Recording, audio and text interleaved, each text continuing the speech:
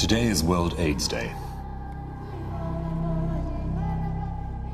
Over the last 2 decades, a great deal has been done and still is being done to combat the threat posed by HIV/AIDS. And it's crucially important that Christian people and people of faith everywhere should respond clearly and bravely to what this challenge represents. Over the last 20 years, I've encountered HIV and AIDS in many forms. I've encountered it in the death of a friend. I've encountered it sitting by a lonely bedside in South Wales waiting for someone to die. I think also, though, of a day spent with carers and counsellors and people living with HIV in London, where the courage and even the joy of the group was very much in evidence. And I think of the wonderful work that's being done by somebody like Gideon Brahmagisha in Uganda in his hospice, someone who was courageous enough to be the first priest in the whole of Africa to go public about his experience of living with HIV.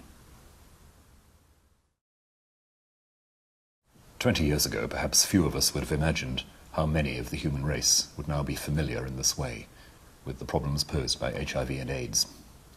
How very near so many people would feel to this threat. But a great deal has been done and still is being done to deal with this and to respond adequately to it. Much of that response throughout the world has been generated by and is being put into action by faith communities, including the Christian Church. So the churches are out there, already engaging bravely and imaginatively with this work. But what more might they be doing? What more is there for all of us to do as believers?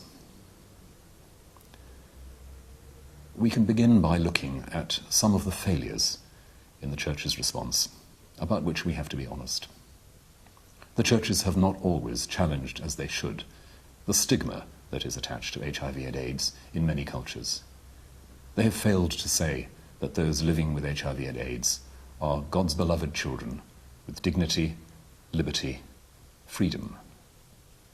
What is owed to them is what is owed to any human being made in God's image. And the more we are trapped by thoughts and images about stigma, the less we shall be able to respond effectively.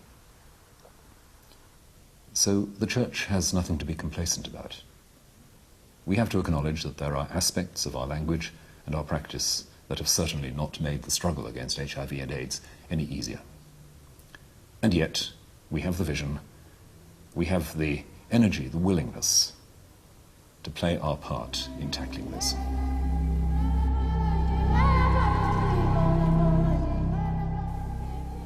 In the Democratic Republic of Congo, the Anglican Church is responsible, very much through the agency of the Mothers' Union, in running a very comprehensive service that deals with those suffering or likely to suffer from HIV and AIDS.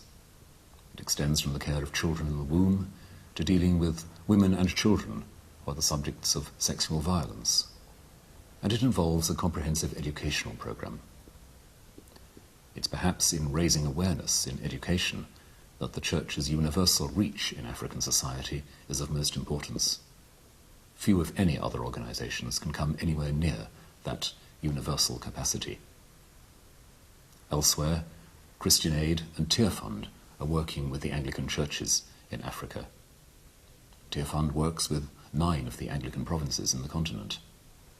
And all of that represents just a small part of the work done worldwide by Christian and other faith organizations.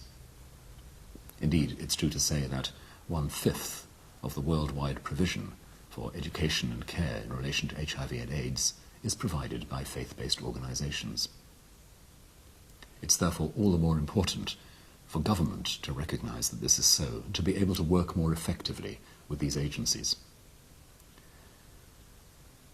Faith communities are willing to provide help.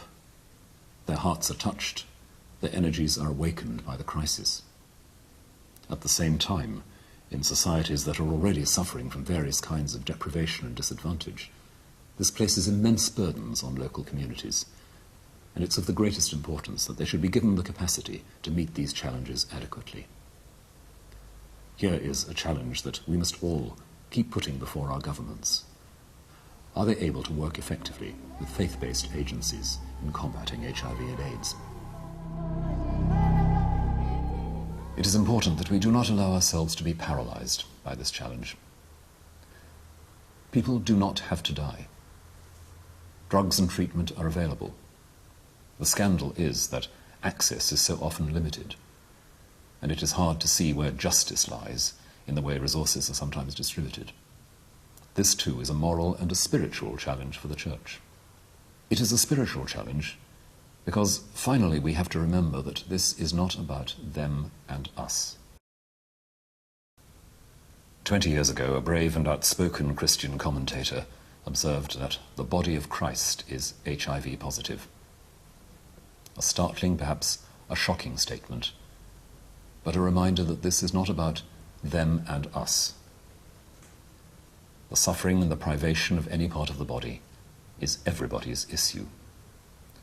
And the suffering and privation, by extension, of any part of the human family is everybody's issue. It is in recognizing that we find our deepest, most lasting motivation for responding creatively and lovingly to this challenge.